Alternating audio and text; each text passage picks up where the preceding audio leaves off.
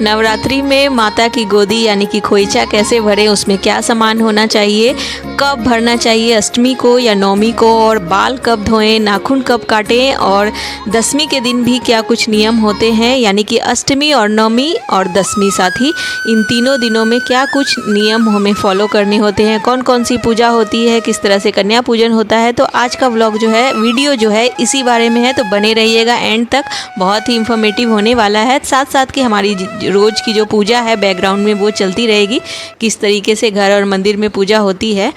तो चलिए आप सभी का सबसे पहले बहुत बहुत स्वागत करती हूँ अपने सपनों के आंगन में।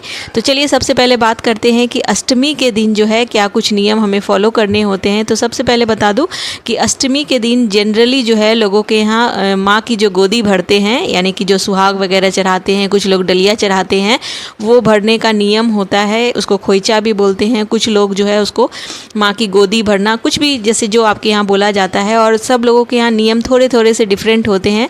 तो सुहाग वगैरह तो जनरली हर किसी को चढ़ाना ही चाहिए, जो व्रत करते हैं वो भी, जो नहीं करते हैं वो भी। खैर अपने अपने घर की परंपरा होती है, उसके अकॉर्डिंग ही चीज़ें चढ़ती है। तो कुछ लोग अष्टमी के दिन भी चढ़ाते हैं और कुछ लोग नवमी के दिन भी चढ़ाते हैं। तो और कुछ लोग जो है भूखे ही चढ़ाते हैं, कुछ लोग शाम को चढ़ाते हैं, यानी खाकर भी चढ़ाते हैं। तो वो आपके ऊपर डिपेंड करता है। जनरली भूखे पेट ही हम लोगों को प्रसाद वगैरह, खोइचा वगैरह भरा जाता है माता का। तो खोइचे में रखते क्या है, तो सबसे पहले आपको एक लाल कपड़ा जो पूजा का कपड़ा होता है आप वो ले सकते हैं, नहीं तो एक ब्लाउज की पीस भी ले सकते हैं। उसमें हल्का सा कोई तारा वगैरह लगा करके आपकी मतलब फेविकॉल वगैरह से चिपका सकते हैं या सिल सकते हैं एक तारा, जैसे कि कुछ जड़ी वगैरह का, या चुनरी ले सकते हैं जो कि काम आ जाए। चढ़ा हुआ सुहाग का सामान कुछ भी आप चढ़ा रहे तो वैसा चढ़ाइए जो किसी के भी काम आ जाए। तो उसके अंदर ब्लाउज पीस के अंदर जो है हम लोग रखेंगे थोड़े से चावल, कीड़े वगैरह ना लगे हो, और साथ में उसमें बतासे जो चीनी वाले आते हैं वो रखने का विधान होता है। और साथ में सुहाग की जितनी भी चीज़ें, ऐसे 5, 7, 9 ऐसे आप रख सकती हैं। जनरली जो सबसे ज़्यादा इंपॉर्टेंट होता है वो सिंदूर और बिंदी तो ज़रूर आपको रखनी है। उसके साथ में आलता वगैरह जितने भी सुहाग के सामान होते हैं वो उसके अंदर डाल देने चाहिए, और उसके बाद फिर जो है माता को चढ़ाना चाहिए। तो ये मंदिर में ही चढ़ाया जाता है, तो आप वहाँ चढ़ा सकती हैं। तो अष्टमी या नवमी वो आपके घर के अकॉर्डिंग मतलब मैटर करता है। कुछ लोग जो है पूरे 9 दिन का व्रत रखते हैं, कुछ लोग अष्टमी का फास्ट रखते हैं। तो अष्टमी का फास्ट जो होता है, व्रत जो होता है, वो टोटली फलाहार पे रखते हैं, 2 टाइम खा। तो ये तो हो गए अष्टमी के नियम। और हाँ, कुछ लोग के यहाँ अष्टमी को भी कन्या पूजन होता है, तो वो आप अपने घर के हिसाब से देख लीजिएगा कि आपके घर में किस दिन होता है। और कुछ लोग जनरली जो है, ज़्यादातर लोगों के यहाँ नवमी के दिन 9 दिन की नवरात्रे होते हैं, इसीलिए बोला जाता है कि नवमी के दिन ही कन्या पूजन करना चाहिए। तो चलिए अब बात करते हैं कि नवमी के दिन कौन सी पूजा हम लोगों को करनी चाहिए, क्या कुछ जनरली होता है।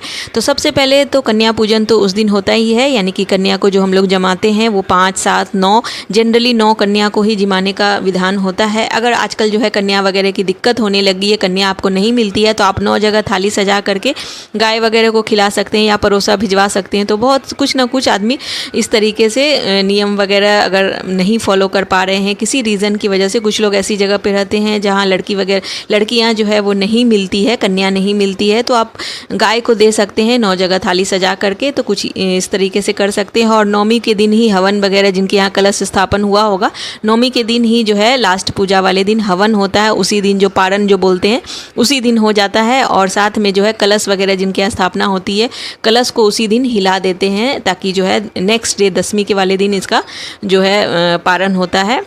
और नवमी के दिन कन्या पूजन करने के बाद ही हम लोगों को जो है प्रसाद वगैरह ग्रहण करना चाहिए। जो लोग टोटली फलाहार पे होंगे उसी दिन जो है माता के भोग से ही अपना जो है व्रत संपूर्ण करते हैं। उसके बाद जो है खुला हो जाता है कि दिन भर आप कुछ भी खा सकते हैं। और मतलब जो भी हम लोग भोग बनाएंगे कन्या पूजन के लिए, वो भोग से ही आपको व्रत जो है आपका खोलना होता है, यानी कि अनाज पे आना रहता है। जो लोग जैसे करते हैं उसी अकॉर्डिंग, लेकिन मतलब माता के भोग से ही आपको जो है उसका जो एक हैं कि पारण करना होता है। तो नवमी के दिन जो जनरली हम लोग डेली पूजा करते हैं वो सारी तो होती ही है। कलश स्थापना हुई तो जो पाठ वगैरह होते हैं वो सारे आपको वैसे ही कर लेने हैं मंदिर में। अगर उस दिन आप लोग को माता की गोदी भरनी है तो आप उस दिन गोदी भर करके आ जाइए घर की पूजा करने के बाद। उसके बाद घर पे जो है हवन वगैरह जो आपको करना है वो सारी होने के बाद उसके बाद जो है कन्या पूजन जिस तरीके से आपके यहाँ होता है, जनरली सबके यहाँ सेम ही होता है। तो 9, 7, 11 कैसे भी आप कन्या को पूजन करिए और उनको जो है उनको भी कुछ ना कुछ चीज़ चीज़ वैसी चीज़ भेंट करें जो कन्याओं के काम आ जाए। आप चाहें तो श्रृंगार का कोई सामान दे सकते हैं या फिर पढ़ने लिखने का भी सामान दे सकते हैं, और साथ में दक्षिणा और केला और नारियल ज़रूर देना चाहिए, तो ये बहुत शुभ होता है इस तरीके से। और कन्या में से किसी भी कन्या के हाथों में आप चावल ले करके और पूरे घर में जो है उसको छिटवा सकते हैं। इससे घर में धन धान की बरकत रहती है। और दशमी के दिन जो है उस दिन भी सुबह उठ करके हम लोगों को जनरली जो रोज़ की पूजा करते हैं वो सारी कर लेनी चाहिए। और उसके बाद जो है दशमी के दिन ही जो है विसर्जन वगैरह जो हमने अभी तक किया है वो सारे होंगे। और दशमी के दिन ही हम लोग बाल वगैरह धो सकते हैं, जिनके यहाँ 9 दिन के व्रत हुए हैं। ऐसे भी नवरात्रों में बाल वगैरह नाखून वगैरह नहीं काटने चाहिए। जो जेंट्स लोग होते हैं घर के, उनको भी जैसे हजामत वगैरह अपने बाल वगैरह नहीं कटवाने चाहिए, तो उसी दिन जो है होगा। कुछ लोगों के यहाँ अगर ज़रूरी है तो नौमी वाले दिन आप जो है जोत वगैरह के बाद, अगर आपके घर में माँ की जोत जलाते हैं या फिर जो है कलश स्थापना हुई है या पाठ वगैरह आप कर रहे हैं, आपके घर में नवरात्रे हो रहे हैं, तो नौमी में कन्या पूजन, नौमी वाले दिन कन्या पूजन के बाद आप जो है नाखून वगैरह काट सकते हैं या फिर बाल वगैरह जो बनवाने हैं वो बनवा सकते हैं। तो ये आपके ऊपर डिपेंड करता है। लेकिन जो महिलाएं होती हैं उनको तो दशमी के दिन ही बाल वगैरह धोने चाहिए और दशमी के दिन ही विसर्जन वगैरह आपके घर में जो आपने पूजा वगैरह करी है, जो भी फूल वगैरह इकट्ठे हुए हैं या फिर जोत वगैरह आपने जो जलाई है, तो वो सारे आपको दशमी वाले दिन ही विसर्जित कर देने हैं, गंगा में प्रवाहित कर देना है। तो ये कुछ इस तरीके के नियम है। बाकी खाने में भी आप दशमी वाले दिन विसर्जन के बाद ही प्याज लहसुन वगैरह कुछ भी इस तरीके के खाने वगैरह बना सकते हैं। नौमी तक तो आपको बिल्कुल भी नहीं बनाना है। और ये सारे नियम जो है इसी तरीके से होते हैं। कन्या पूजन मैंने आपको बता दिया, बाल नाखून जो भी नियम होते हैं वो सारे बिल्कुल इसी तरीके से होते हैं। तो कैसी लगी आज की हमारी ये जानकारी ज़रूर बताइएगा।